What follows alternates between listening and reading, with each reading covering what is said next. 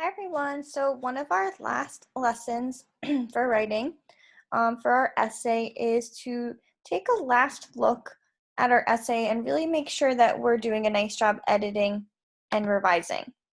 So our learning goal today is that I can edit and revise my informational essay by using a checklist. By the end of today's lesson, I will be proud to share my essay with a classmate. So I'm going to show you guys how you can use spell check in order to check your spelling and making those edits. So here you see a visual of a document, and you'll see this little red line is telling me that something is not right. There's an error here in the spelling. So how can I fix that? Well, one way you can do is click on that word that has the red underlining. If you click on it, you'll see this little thing pop up. And it gives you a suggested spelling of what the word is that you were trying to say. So you could simply just click on that word right here, and it'll automatically change the word for you into the correct spelling. If that's not the word that you were thinking, then you might need to try spelling it again, and it might give you a better version. But there is another way too to get more suggestions. I'll show you that in a second. So this is just to fix one word at a time. If you want to edit your entire paper all in one go, then here's another way. So if you go to Tools at the top, go to Spelling and Grammar, click on that, and then click on this option, Spelling and Grammar Check. This is going to check the spelling and grammar for your entire essay, for your whole paper, all in one go. So it makes it a little bit easier and quicker. So if you click on that, what will happen, and so then if you click on the word, it'll show you their suggestion of how to fix the spelling of the word. So then you can click on accept to accept that spelling. And if you don't agree with it, if it's not what you were thinking, then you could ignore it. But if it is correct, then you can hit accept. All right, so before I go over this rubric, I just want to show you guys what I mean, how to do that. So this was the document in the slideshow. So I'm just going to show you how that works. So here is this word that's misspelled. If I click on the word, it automatically pops up. The suggestion, I click on that, boom, it automatically changes it.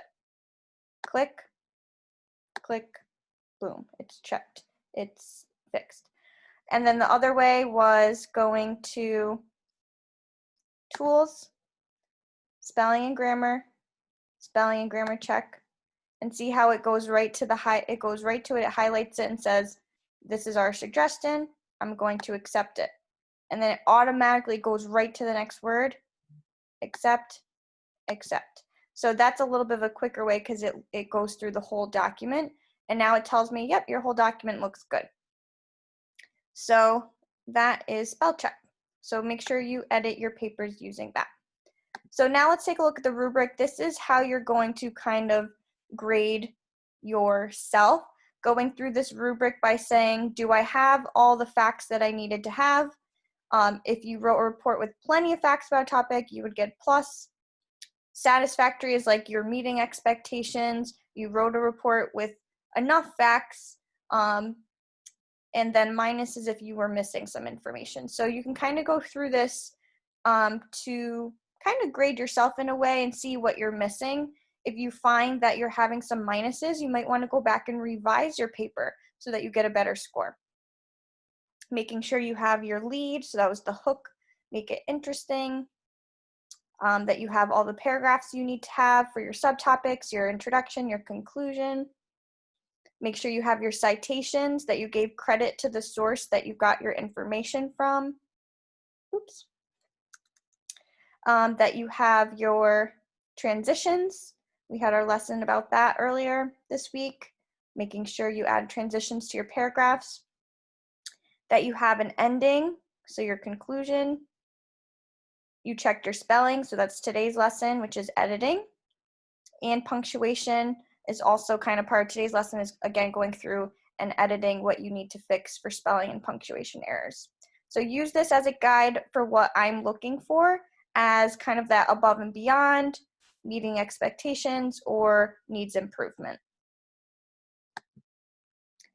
So again, just a reminder, after looking at the rubric, if you see something that might qualify as a minus, then go back and fix those errors. And then next week, we're going to be editing and sharing our work, hopefully, with the class. And we might have to schedule some times that people can share their work.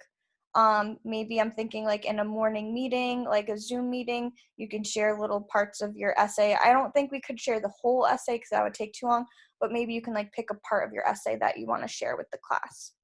So for today, just worry about editing and revising your paper.